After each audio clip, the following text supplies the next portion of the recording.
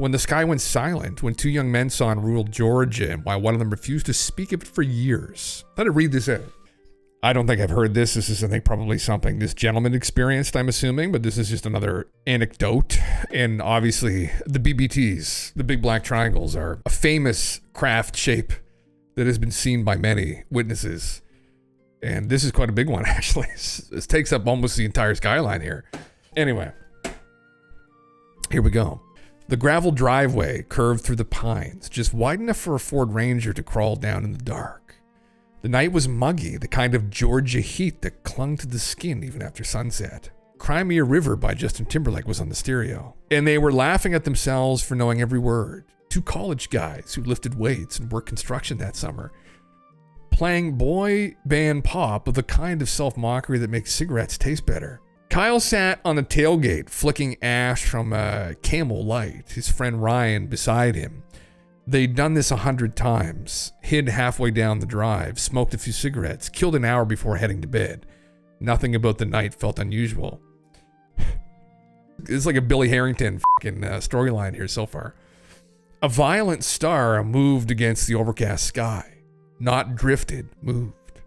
It shot straight up, then sideways, then carved a right angle with no loss of speed. The two men froze. The purple light pulsed and streaked, sometimes vanishing, then returning as though it had only turned itself down.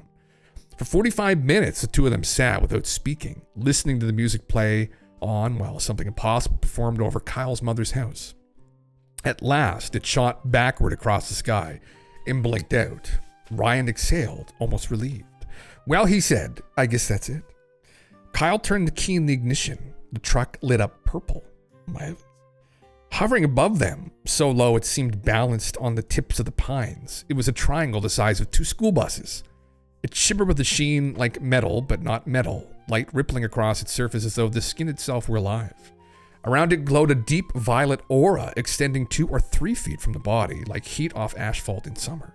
The air thickened, the insects had gone silent. The trees did not stir. No hum, no engine, no sound at all. Kyle screamed, but the scream sounded displaced, as if it had belonged to some other version of him. Ryan sat rigid, his mouth slightly open, eyes wide but unblinking. Kyle jammed the gear shift into reverse, gravel spitting out of the tires as the Ranger tore back up the driveway. He swung onto the road, the track rattling as he pushed it faster, faster. Is it following us? Kyle asked. Ryan turned his head slowly and looked out the back window. Yeah, he said. His voice was calm, flat. It's still coming. Kyle would not look. He kept his eyes on the road as the truck pitched and jolted down the gravel, every bump rattling through his bones. He asked again, where do we go? What do we do? But Ryan only said, somewhere with people. Go to Walmart. Oh, Jesus Christ. It's the last place I would ever go. And then the road was gone. The next clear memory was of the Walmart parking lot, 3 a.m., the truck still idling in its space. The same music played in the stereo. The headlights burned steady against the asphalt. 4 hours gone, swallowed whole. Neither of them remembered the drive, or how they had gotten there, or what had happened in between. Maybe this went kind of Billy Harrington. They did not speak. The lot was empty, fluorescent light buzzing over the storefront. Kyle turned the wheel and drove Ryan home. Neither of them looked at the sky. Kyle was not the kind of man who looked for signs in the sky. He grew up outside Atlanta on a stretch of land his mother kept after the divorce, a house with a half-mile gravel drive and a pond behind it. His father built subdivisions. His best friend Ryan was the son of a financial attorney. In the summers, home from college, they kept to a routine. Wake up early, put in 10 hours of work, meet again at night. They parked halfway down the drive where the curve of the pines hid them from the house, smoked cigarettes, played the radio low. They did this not out of rebellion, but out of habit, a way to fill the hours before sleep. There was nothing unusual in Kyle's life. He was a reader, a former space camp kid who liked astronomy, but he was not given to fantasy. He had no plan to tell this story. For years, he told no one. When he was 8 years old one night, he padded barefoot down the hallway to the bathroom at 3 a.m. Why is it always 3 a.m. they come? The house was silent, everyone asleep. On the landing, a wide window opened over the yard, and the pool, the black sweep of lake beyond. He paused there because the night had caught his eye. The lake lay quiet, 5 acres of dark water cradled in the trees. The summer air pressed close. He knew the stars well for his age. Space camp, telescope, long evenings with his head tilted back. But what he saw that night was wrong. 3 new stars burned over the water, unnaturally bright, held in a perfect triangle. Then the order broke. They began to move in ways that did not belong to the sky. They carved hard angles and impossible lines, cutting the dark with no sound and no slowing. They circled one another like sparks, stripped from some great wheel, then stopped, sudden, exact, back in their formation. They moved with a cold precision. In the deep hours before dawn, he watched them wheel and shatter and fix again, as if governed by laws older than the stars themselves. They turned sharp in the void, silent, merciless, and came to rest in their appointed stations. He stood there for minutes that stretched towards half an hour, transfixed, his small hands pressed to the glass. The house behind him was still and the world asleep, but outside the night seemed alive and terrible in its beauty. At last the fear rose up in him, thick and heavy. He crept back to bed and pulled the covers high, carrying his sight with him like a secret too large for any child. Interesting. Periscopic visions. They come at 3 a.m. He comes at 3 a.m. The commander of Highland 49. In the years that followed the night with his friends in his truck, the silence became almost more remarkable than the encounter itself. Ryan would not speak of it. Each time Kyle brought it up, Ryan turned away, so the memory was a live current, and touching it might burn. Trauma often works this way. What cannot be explained is walled off, hidden even from the self, because integrating it would require reordering the whole architecture of belief. Kyle, for his part, carried the memory differently. He was shaken, yes, but also compelled. He told his mother, who dismissed it, thinking the boys had been drinking or smoking more than cigarettes. My heavens. He mentioned it to friends who reached for the nearest familiar box. It must have been a drone or some secret military craft. Their skepticism left him with the peculiar loneliness of those who have seen something undeniable in a world that prefers denial. Once, years following the encounter, he relayed the story to physicist Jack Sephardi. Oh God. Sephardi listened, then told him flatly to get checked for cancer. The purple glow, he said, could have indicated radiation. Kyle never followed through. He was young, he felt healthy, but the comet stayed with him, another shard of unease lodged in the memory of that night. He never forgot it because here at last was a physicist who treated his story seriously enough to offer diagnoses. Yes, Jack is a very interesting character. Silence became a second wound. To experience the incomprehensible is destabilizing. To experience it and be told it did not happen is shattering. Over time, Kyle came to understand that the refusal to talk was not denial of him, but denial of terror itself. Ryan had gone into the army, had been to Iraq as a Cav scout, had seen death in ways Kyle never had, and still this is the thing he would not face. It is in that refusal that the true strangeness reveals itself. Encounters can be terrifying in that moment, but it is the silence that follows, the years of unspoken wait, that reshapes a life. The silence stretched for years. It calcified, became part of the architecture of their friendship, of Kyle's own memory. To speak of it was to disturb something fragile, so he learned to hold the story in a kind of uneasy reverence. He did not abandon it, but he did not live inside it either. It remained unexamined like an old scar. Then came the woman in white. It was August 28, 2020, his birthday.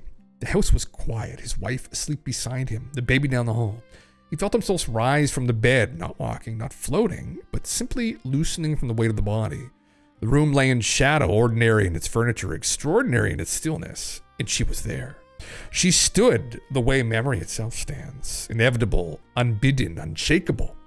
A woman draped in white, the fabric flowing as though stirred by an unseen breeze. Her hair fell long down her back, in chestnut brown with a warmth that caught the dim light, a shade between earth and fire. Her face was not a stranger's face, but not familiar either, the kind of beauty that lives outside comparison. She carried no weapon, no emblem, no sign. She carried calm. They did not meet each other's eyes. Instead, they looked upon the sleepers, the husband and the wife below. As if witnessing some fragile covenant, her presence poured over him like balm, and when she spoke, it was not in words, but in knowing. He answered her in the same silence, as though they had always shared a language older than speech. What passed between them has been lost to recall. Only the feeling endures that he was known, and that he was safe. He woke with unshakable conviction that this had not been a dream at all, but an encounter as real as breath, carried into waking life with the same weight as memory itself. That very day, his wife was told she had cancer. Jesus Christ. It's quite dark. His wife survived. Okay, good. Yeah. The surgery was followed by treatment at Emory in Atlanta, and after months of fear and exhaustion, she entered remission.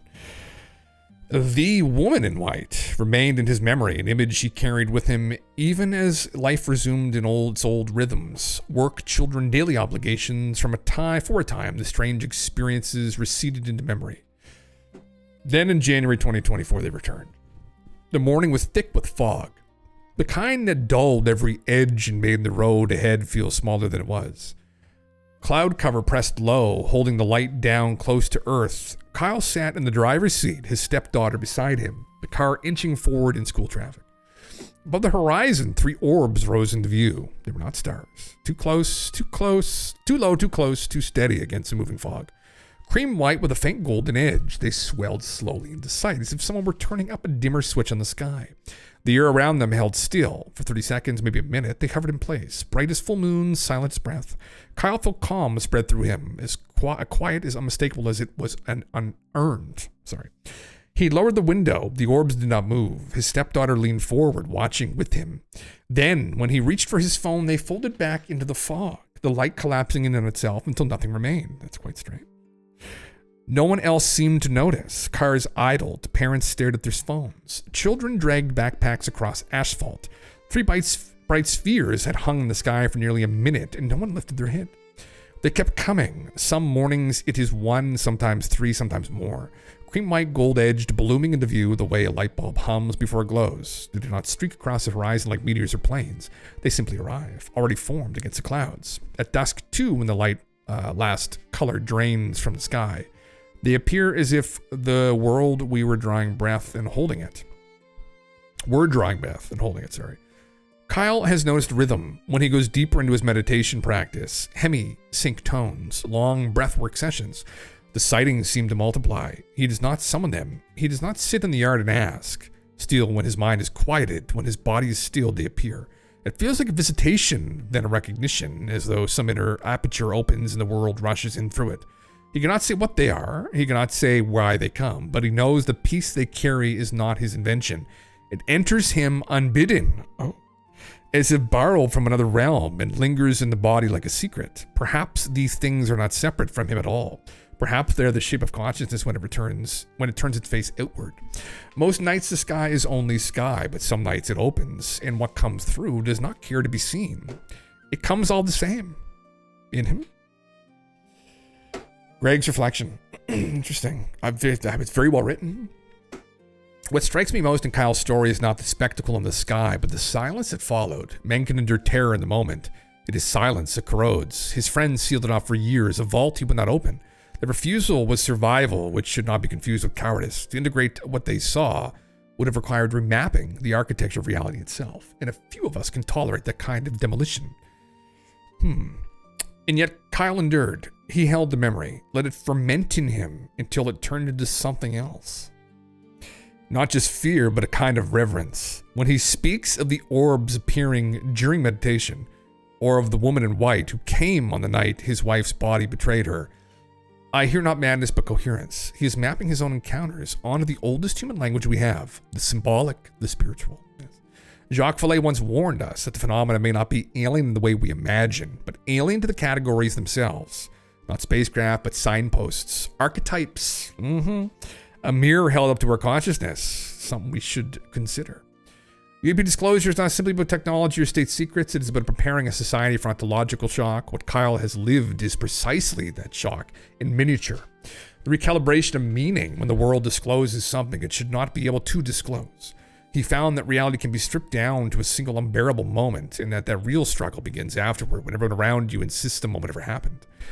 But what if these intrusions are not random? What if they are, as Kyle intuits, tethered to our own states of being, our grief, our stillness, our brush with mortality? If that is true, then what we call phenomena may be less an invasion than a recognition. Consciousness turning its face outward, finding that something vast is staring back. Interesting. We may never know what followed them that night into the Walmart parking lot. I guess it wasn't Billy Harrington, but perhaps the truth lies less in retrieval programs or crash sites than in the quiet courage of men like Kyle, who carry experiences too heavy for one life and refuse to let them be erased. He's a sales and marketing executive living in Metro Atlanta with his 3 boys, daughter, wife, and 2 giant dogs. An interesting way to look at the phenomena, right? Not so literally. There's all of these like very literal materialists that approach this phenomena, and it's frustrating because it's probably more complicated than that, as all the anecdotes seem to point towards. And maybe to experience it, you have to get yourself aligned with whatever it is, right? Some kind of better place cognitively you need to. And then that's when you start seeing things even maybe they're all around us all the time. And it's something to do with our own state of being, allows certain people to see it, right? And that's why maybe I haven't been able to see it, because I'm not at the right physical vibration. I eat far too much meat. Yeah. Egger sightings. I like the storytelling part of the stream, brother. Thank you. Yeah. So I do it once in a while, you know. But I like, as long as I can find something good to read. Yeah. Don't have to worry about missing a picture or video when I'm doing chores. I usually will, I'll probably clip that and throw it on YouTube or something. But obviously this is Greg's content. I don't want to just reading these, but I enjoy these anecdotes. This is what I used to love doing, I wouldn't just read to myself, but I would read it, you know, to myself. These accounts, I find them compelling, very interesting. It's deeper. The phenomena is deep. I think, again, you know, people like Jacques Vallée are a good source of information, and people who have spent a long time, a lifetime, cataloging these anecdotes. And Jacques' conclusions are objectively worth more than some of the other people out there doubting all of this, and, you know, with not a lot of critical thinking involved, honestly. And Jacques' conclusion is that this is a phenomena that kind of pervades us. It's something that we struggle to wrap our heads around. We'll struggle to wrap our heads around, ultimately. It's something that it's phenomenal. It's something that might be beyond our comprehension, be beyond our five senses, really, right? So it doesn't necessarily live within our phenomena. It pervades outside of it, right? But anyway, yeah, you listen to most of it naked. That's good to hear, actually, yes.